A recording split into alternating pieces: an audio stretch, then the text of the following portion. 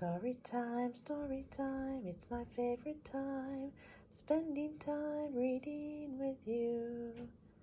Welcome to another story time with GamGam. Let's see what we have for today. Welcome back to Story Time with GamGam, and we have the last story in the book of the Pooh storybook by A.E. Milne with illustrations in full color by Ernest H. Shepard. And this one is In Which Pooh Invents a New Game and Eeyore Joins In. By the time it came to the edge of the forest, the stream had grown up so that it was almost a river, and being grown up, it did not run and jump and sparkle along as it used to when it was younger, but moved more slowly. For it knew now where it was going, and it said to itself, "There is no hurry, we shall get there some day." But all the little streams higher up in the forest went this way and that, quickly, eagerly, having so much to find out before it was too late. There was a broad track, almost as broad as a road, leading from the outland to the forest, but before it could come to the forest, it had to cross this river. So where it crossed, there was a wooden bridge, almost as broad as a road, with narrow wooden rails on each side of it. Christopher Robin could just get his chin to the top rail if he wanted to. But it was more fun to stand on the bottom rail so that he could lean right over and watch the river slipping slowly away beneath him.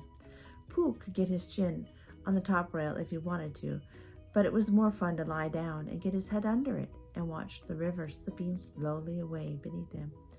And this was the only way in which Piglet and Roo could watch the river at all, because they were too small to reach the bottom rail. So they would lie down and watch it. And it slipped away very slowly, being in no hurry to get there. One day, when Pooh was walking towards this bridge, he was trying to make up a piece of poetry about fir cones, because there they were, lying about on each side of him, and he felt singy. So he picked a fir cone up and looked at it, and said to himself, "This is a very good fir cone, and something ought to rhyme to it." But he couldn't think of anything, and this came into his head suddenly. "There is a mystery about a little fir tree. Owl says it's his tree, and Kanga says it's her tree." Which doesn't make sense, said Pooh, because Kanga doesn't live in a tree. He had just come to the bridge, and not looking where he was going, he tripped over something, and the fir cone jerked out of his paw into the river. "Bother," said Pooh, as it floated slowly under the bridge, and he went back to get another fir cone, which had a rhyme to it, but then he thought that he would just look at the river instead, because it was a peaceful sort of day. So he lay down and looked at it, and it slipped slowly away beneath him. And suddenly, there was his fir cone slipping away too. "That's funny," said Pooh. "I dropped it on the other side, and it came out on this side. I wonder if it would do it again." And he went back for some more fir cones. It did, and it kept on doing it. Then it dropped two in at once, and he leaned over the bridge to see which of them would come up first, and one of them did. But, as if they were both the same size, he didn't know if it was the one which he wanted to win or the other one. So the next time he dropped one big one and one little one, and the big one came out first, which was what he had said it would do, and the little one came out last, which is what he had said it would do. So he had won twice. And when he went home for tea, he had won 36 and lost 38, which meant that he had, well, you take 38 from 36, that's what he was, instead of the other way around. And that was the beginning of the game called Pooh Sticks, which Pooh invented, and which he and his friends used to play on the edge of the forest. But they played with sticks instead of fir cones, because they were easier to mark. Now one day, Pooh and Piglet and Rabbit and Roo were playing Pooh Sticks together. They had dropped their sticks in when Rabbit said go, and then they hurried across to the other side of the bridge, and now they were all leaning over the edge, waiting to see whose stick would come out first. But it was a long time coming, because the river was very lazy that day, and hardly seemed to mind if it didn't ever get there at all. "I can see mine," cried Roo. "No, I can't. It's something else." "Can't you see yours, Piglet?" "I thought I could see mine, but I couldn't. There it is. No, it isn't. Can you see yours, Pooh?" "No," said Pooh. "I expect my stick's stuck," said Roo. Rabbit, my stick's stuck. Is your stick stuck, Piglet? They always take longer than you think, said Rabbit. How long do you think they'll take? Asked Roo. I can see yours, Piglet, said Pooh suddenly. Mine's a sortish greenish one, said Piglet, not daring to lean too far over in case he fell in. Yes, that's what I can see. It's coming over onto my side. Rabbit leaned over further than ever, looking for his, and Roo wiggled up and down, calling out, Come on, stick, stick, stick, stick, stick. And Piglet got very excited because he was the only one which had been seen, and that meant he was winning. It's coming, said Pooh. Are you sure it's mine? Squeaked Piglet excitedly. Yes, because it's gray, a big gray one. Here it is. It comes very big, gray. Oh, no, it isn't. It's Eeyore. And out floated Eeyore. Eeyore, cried everybody. Looking very calm, very dignified, with his legs in the air, came Eeyore from beneath the bridge. It's Eeyore, cried Roo, terribly excited. Is that so? Said Eeyore, getting caught up by a little eddy and turning slowly around 3 times. I wondered. I didn't know you were playing, said Roo. I'm not, said Eeyore. Eeyore, what are you doing in there? Said Rabbit. I'll give you 3 guesses, Rabbit. Digging holes in the ground? Wrong. Leaping from branch to branch of young oak trees? Wrong. Waiting for somebody to help me out of the river? Right. Give Rabbit time and he'll always get the answer. But Eeyore, said Pooh in distress, what can we, how shall we? Do you think if we, yes, said Eeyore, one of those would be just the thing. Thank you, Pooh. He's going round and round, said Roo, much impressed. And why not, said Eeyore coldly. I can swim too, said Roo proudly. Not round and round, said Eeyore. It's much more difficult. I didn't want to come swimming at all today, he went on, revolving slowly. But if, when in, I decided to practice a slight circular movement from right to left, or perhaps I should say, he added, as he got into another eddy from left to right. Just as it happens to occur to me, it is nobody's business but my own. There was a moment's silence while everybody thought.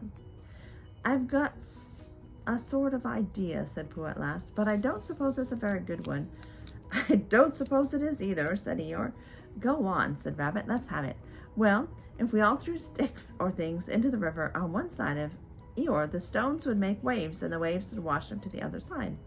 That's a very good idea, said Rabbit, and Pooh looked happily again. Very, said Eeyore. Well, I want to be washed, Pooh. When I want to be washed, Pooh, I'll let you know.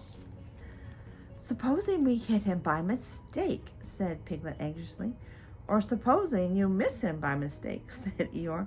Think of all the possibilities, Piglet, before you settle down to enjoy yourself.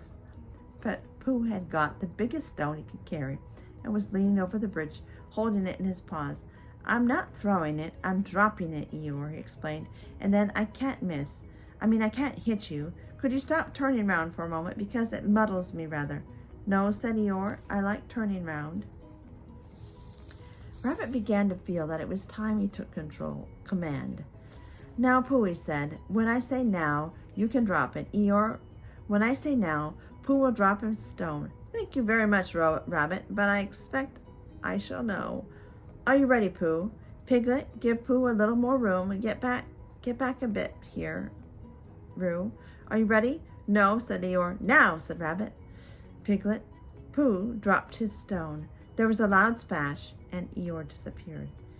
It was an anxious moment for the watchers on the bridge. They looked and looked, and even the sight of Piglet's stick coming out a little in front of Rabbit's didn't cheer them up as much as you would have expected. And then, just as Pooh was beginning to think that he must have chosen the wrong stone, or the wrong river, or the wrong day for his idea, something gray showed up for a moment by the river bank, and it got slowly bigger and bigger, and at last it was Eeyore coming out.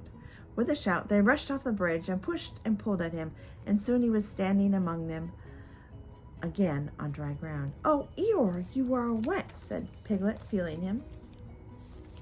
Eeyore shook himself and asked somebody to explain to Piglet what happens when you've been inside a river for quite a long time. Well done, Pooh, said Rabbit kindly. That was a good idea of ours. What was, said Eeyore. Pushing you to the bank like that. "Hushing me," said Eeyore in surprise. "Hushing me? You didn't think I was hushed, did you? I dived." Pooh dropped a large stone on me, and so as not to be stuck heavily on the chest, I dived and swam to the bank. "You didn't really," whispered Piglet to Pooh, so as to comfort him. "I didn't think I did," said Pooh anxiously. "It's just Eeyore," said Piglet. "I thought your idea was a very good idea." Pooh began to feel a little more comfortable, because when you are a very little brain and you think of things, you find sometimes that a thing which seems very thingish inside you is quite different when it gets out into the open and it has other people looking at it. And anyhow, Eeyore was in the river, and now he wasn't, so he hadn't done any harm. "How did you fall in, Eeyore?" asked Rabbit as he dried him with Piglet's little handkerchief. "I didn't," said Eeyore. "But how?" "I was bounced," said Eeyore. "Oh," said Roo excitedly. "Did somebody push you?" "Somebody bounced me. I was just thinking by the side of the river, thinking, if any of you know what that means, when I received a loud bounce." "Oh, Eeyore," said everybody. "Are you sure you didn't slip?" asked Rabbit wisely. "Of course I slipped. If you're standing on the slippery bank of a river and somebody bounces you loudly from behind, you slip." "What did you think I did?" "But who did it?" asked Roo. Eeyore didn't answer. "I expect it was Tigger," said Piglet nervously. "But Eeyore," said Pooh, "was it a joke or an accident? I mean..." "I didn't stop to ask, Pooh. Even at the very bottom of the river, I didn't stop to say to myself, is this a hearty joke, or is it the merest accident? I just floated to the surface and said to myself, it's wet, if you know what I mean." "And where was Tigger?" asked Rabbit. Before Eeyore could answer, there was a loud noise behind them, and through the hedge came Tigger himself. "Hello, everybody," said Tigger cheerfully. "Hello, Tigger," said Roo. Rabbit became very important suddenly. "Tigger," he said solemnly, "what happened just now?" "Just when?" said Tigger a little uncomfortably.